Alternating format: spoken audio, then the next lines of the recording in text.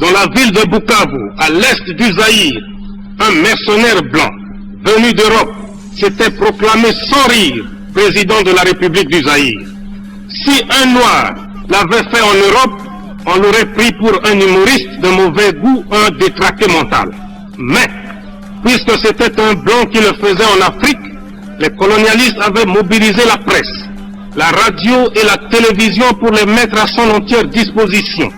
Non seulement pour lui faire la publicité, mais aussi pour ridiculiser le chef de l'État du Zaïre que je suis, pourtant incontesté aussi bien dans les limites du territoire national que dans tous les pays représentés. Léon Wadondo disait, ce n'est pas la fonction qui fait l'homme, mais c'est l'homme qui fait la fonction. Je vais vous donner un exemple simple. Prenez la fonction président de la République. Président de la République. Regardez le charisme imprimé à la fonction président de la République par le maréchal Mobutu Sese Seko. C'est-à-dire quand il mettait à Simbikan, le maréchal arrive, il dégageait un certain charisme que la fonction président de la République était copiée sur le charisme de M. Mobutu. La fonction ne fait pas l'homme, c'est l'homme qui fait On a eu un président qui était extraordinaire. Ça va choquer, mais je me permets de réchoquer, c'est mon avis. C'était un président extraordinaire. Il avait donné toute sa jeunesse pour ce pays. Il a dirigé ce pays, c'est vrai, d'une main de fer. Mais je pense jusqu'aujourd'hui que cette nation-là en avait besoin. Partout où on passait dans le monde, on était respecté. Le passeport zaïrois était un passeport de fierté. Il suffisait qu'on imagine Zaïrois égal à Mobutu, on était respecté. Il y avait l'unité nationale. À aucun moment on a appris qu'on mutilait les femmes, qu'on violait nos femmes. Voici un exemple du décalage. Des pêcheurs viennent proposer ces poissons du fleuve au président. Il semble étonné par le prix demandé, 2 millions de Zaïre, environ 400 francs. Il trouve cela exorbitant.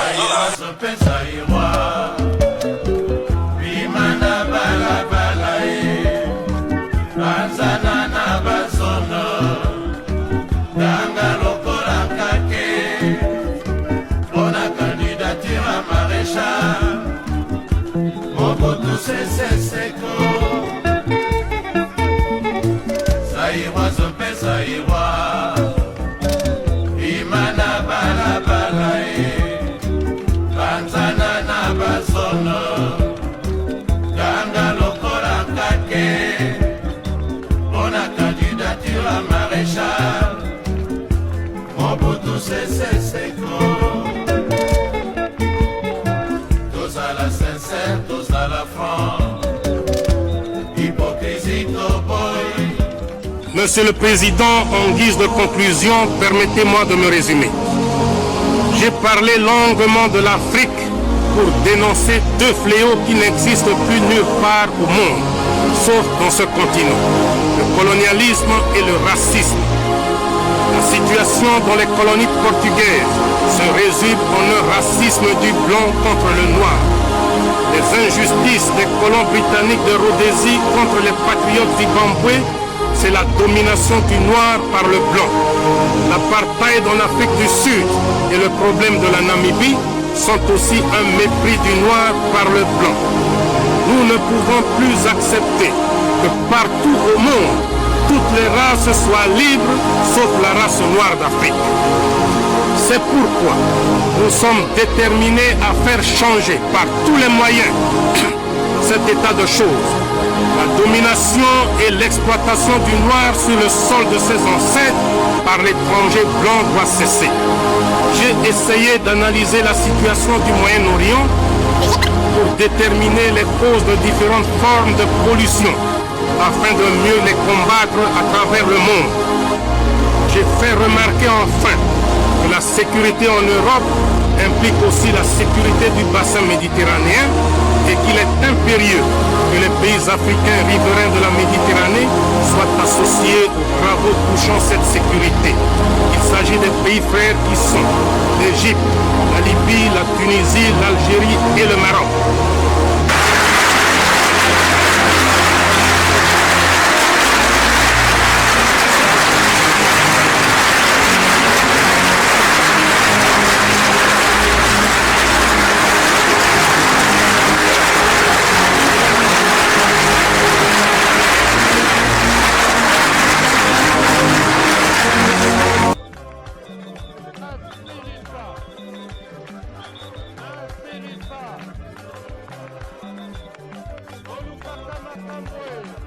Au pouvoir depuis 1965, artisan de l'unité du pays et du redressement économique, le président Mobutu Sese Seko reste le maître absolu du Zaïre.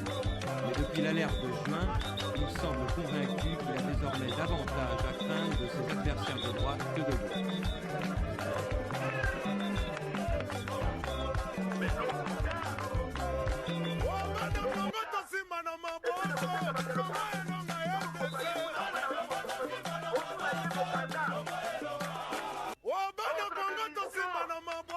Après avoir organisé les grandes marches de soutien au président à l'occasion du fameux complot manqué, les comités du parti, comme ici, à Limete, multiplient les meetings du dimanche dans les quartiers.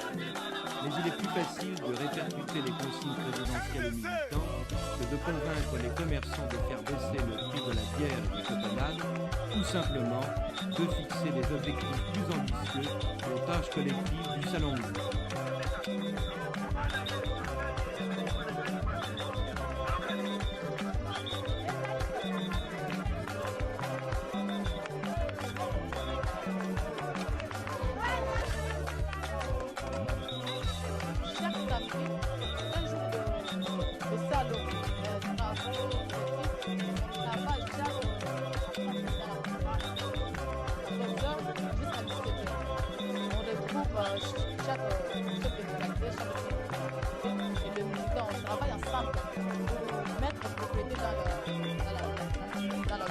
La propreté dans la ville, c'est seulement des travaux de déploiement, il n'y a pas des entreprises comme des canaux, des choses comme ça. Non, il n'y a pas de entreprise ici.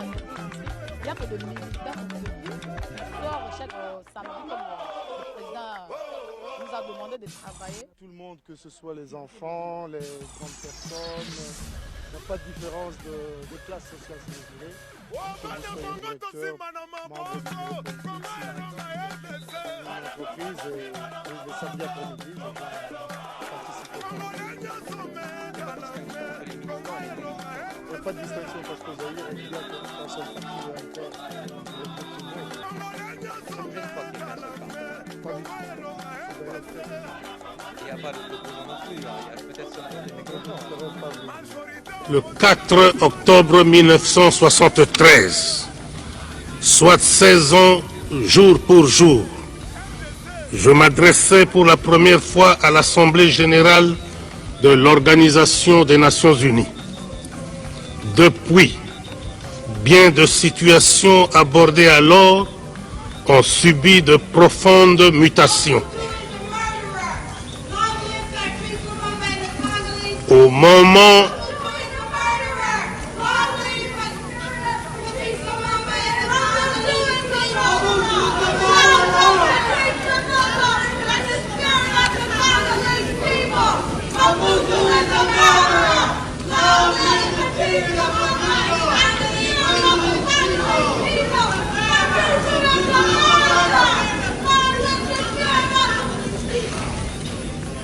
moment de prendre la parole pour la deuxième fois à cette tribune, mes premiers mots seront de vous dire la joie que j'éprouve de vous livrer mes réflexions sur les quelques problèmes de l'heure qui conditionnent l'avenir de l'humanité. Le pouvoir est descendu dans la rue. La liberté, cette très chère liberté, se mêle intimement à l'anarchie. C'est vous dire que chaque fois qu'on veut parler des droits de l'homme, il faut d'abord savoir de quel droit et de quel homme il s'agit exactement. Alors, Monsieur le Premier ministre, Monsieur le Président, en guise de conclusion, permettez-moi de me résumer. J'ai parlé longuement de l'Afrique pour dénoncer deux fléaux qui n'existent plus nulle part au monde, sauf dans ce continent, le colonialisme et le racisme. La situation dans les colonies portugaises se résume en un racisme du blanc contre le noir.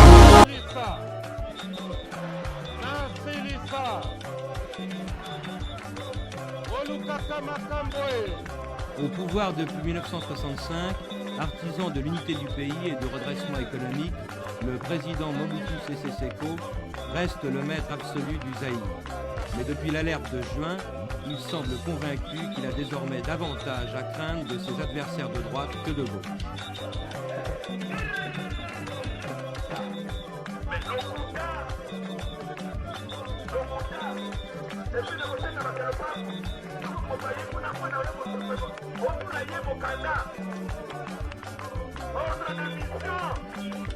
Après avoir organisé les grandes marches de soutien au président à l'occasion du fameux complot manqué, les comités du parti, comme ici à Limete, multiplient les meetings du dimanche dans les quartiers.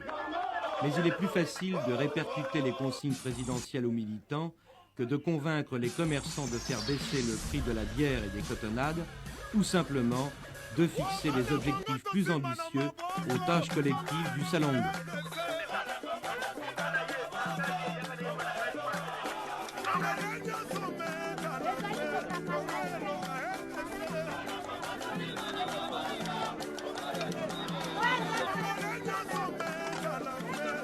Chaque samedi, c'est un jour de salon, travaux collectifs.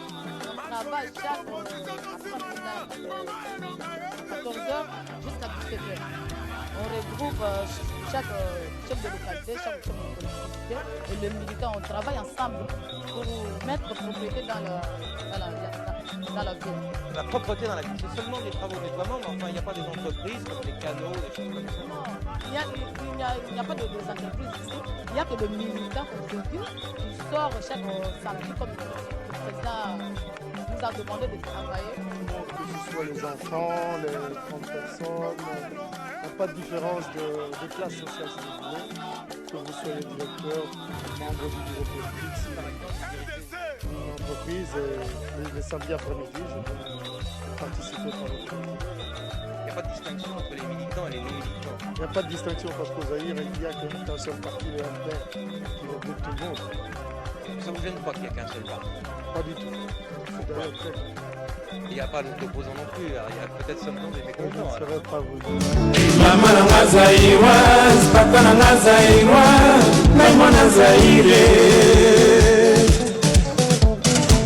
Vous ne voulez plus de M. Tshisekedi comme candidat formateur de ce gouvernement de salut public? Vous l'avez dans mon message. Je demande qu'on propose un autre nom. Si ce candidat est de nouveau M. Tshisekedi, l'accepterez-vous? Non.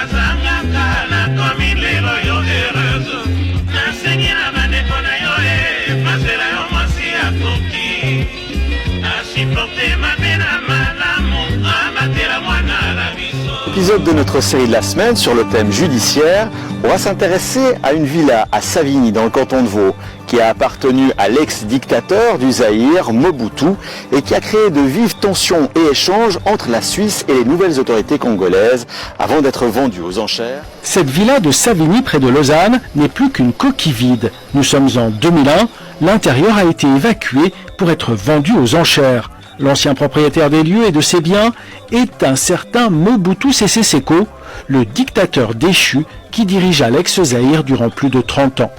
Curieux et antiquaire chevronné, découvre stupéfait son intérieur clinquant est resté inaccessible durant plusieurs années avec des scellés sur la porte en raison d'un bras de fer judiciaire ayant mis aux prises les autorités suisses à celles ayant succédé au dictateur déchu dans la nouvelle République démocratique du Congo. Depuis la mort de Mobutu en 1997, le nouveau pouvoir fait la chasse à ses avoirs jugés délictueux, au premier rang desquels figure sa fameuse villa vaudoise. C'est en réalité au peuple congolais qu'elle appartient. Ah, bien sûr, monsieur. Parce que ça, c'est vous qui le elle a été achetée elle a été achetée au moyen de l'argent volé par M. Mobutu. Tout comme le mobilier et les véhicules, la villa a été vendue aux enchères. Ces militants réclamaient à l'époque que l'argent de cette vente et les fonds de Mobutu puissent profiter à la population congolaise. Nous avons occupé ces locaux pour 3 jours avec des revendications simples. La procédure qui est actuellement utilisée par le gouvernement pour rendre l'argent des dictateurs, elle n'est pas nécessairement très correcte par rapport au peuple. Au final, la Suisse a retrouvé et bloqué plus de 8 millions de francs appartenant à l'ex-dictateur. Cet argent a été restitué à ses héritiers. la procédure des autorités congolaises, ne respectant pas l'état de droit selon les autorités suisses de l'époque.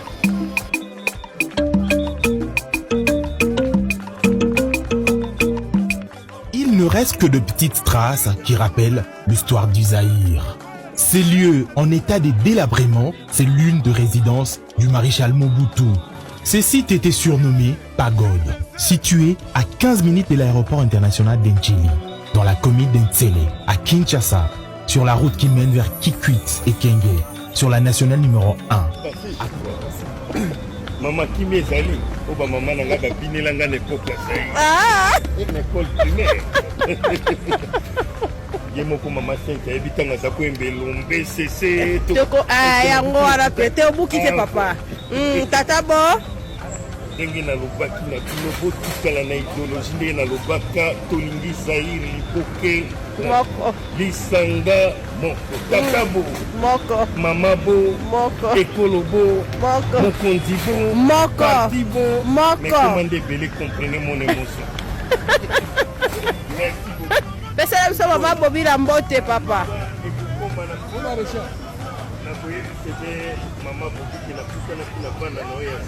Vraiment. Malamu papa.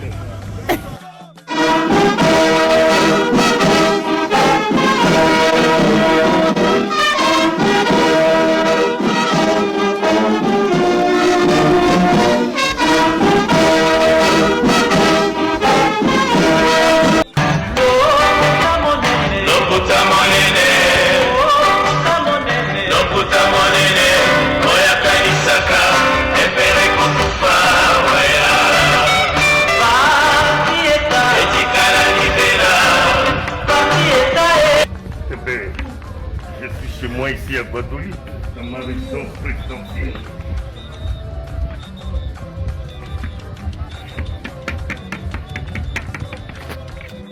likolo na pesi mesepa ya nzambe na bitumba na longa na mokili na nga depara bizeti potipo okabunga na Ethiopia botola sosasa yo mpe na gambela bamekinga na kisangani nalangisi nguya mwana Mobutu nanyatimi mbele na panzi molele kati ya pingo Isengi, Kasokolunda, Sandoa, Bolobo, Yakoma, Buka, Isiro, Bunya, Yangambi, Nyangara, Kundu, Wacha, Wamba, Mombasa, Bukavu, Uvira, Bukando, Kibombo, Rondolo, Kalemi, Yuzu, Locha, Konze, Benedibel, Katakokombe, Mukundu, Banya, Aketi, Banana, Bukama, Bondo, Kabalo, Kapana, Kisio Zaïwa, Ekolo etelemi mbonga bisengo, alongi politika Afrika enikanye aka na mokili.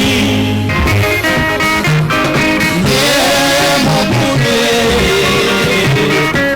okokoma liboso.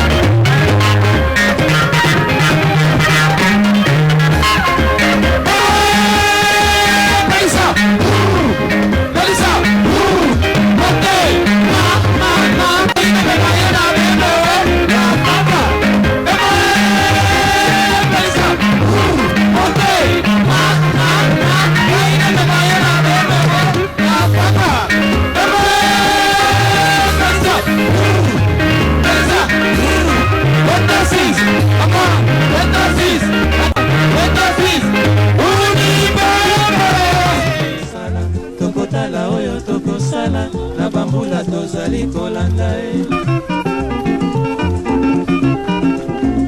Soki Mobutu azali koloba fungola matoi yokaka okosanaka te tango azali koloba makambo ya Zaïre etali biso banso tosalisa Mobutu na misala kopesa biso tosalaka yango topengolaka te makasi na ye ekouta na peuple zaïrois.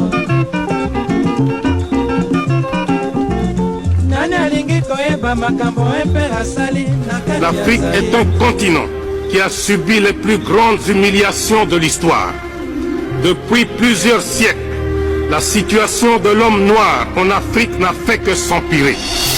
Sous prétexte qu'ils étaient venus en Afrique pour nous civiliser, les premiers blancs, pionniers de cette civilisation, commencèrent par vider nos pays respectifs de leur substance fondamentale, notamment dans la pratique honteuse du commerce des esclaves.